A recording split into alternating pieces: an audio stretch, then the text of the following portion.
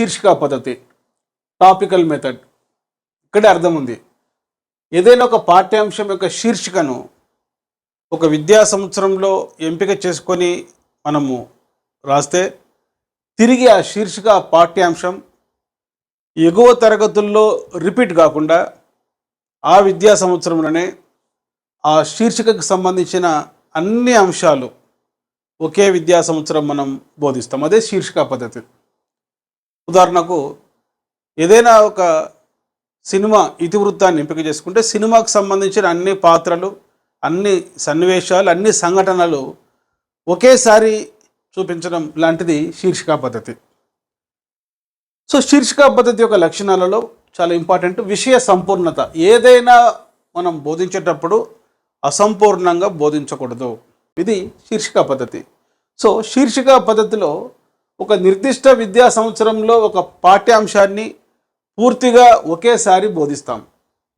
రెండవ లక్షణం విషయ కఠినత, సబ్జెక్ట్ డిఫికల్టీ. సాధారణంగా ఈ శీర్షిక పద్ధతి అనేది హయ్యర్ ఎడ్యుకేషన్లో ఉన్నత విద్యా స్థాయిలో పాఠ్యాంశాలు రాసేటప్పుడు మరి ఆ పాఠ్య విషయానికి సంబంధించిన సంపూర్ణమైన విషయాలు, కఠినంగా ఉండే అంశాలన్నీ కూడా ఒకే అకాడమిక్ ఇయర్లో బోధిస్తారు. కానీ ఇది ప్రాథమిక పాఠశాల స్థాయిలో, సెకండరీ పాఠశాల స్థాయిలో శీర్షిక పద్ధతిలో పాఠాలు రాయడం అనేది శాస్త్రీయమైనది కాదు. గతంలో ఒక ప్రశ్న అడగడం జరిగింది. విద్యా ప్రణాళికను రూపకల్పన చేస్తున్నప్పుడు ఒక పాఠ్యాంశం మొదట ప్రవేశపెట్టిన తరగతిలోనే పూర్తిగా బోధించబడితే ఇందుకు అనుసరించిన విధానాన్ని ఇలా అంటారు. ఇక్కడ ముఖ్యమైన అంశం గమనించండి.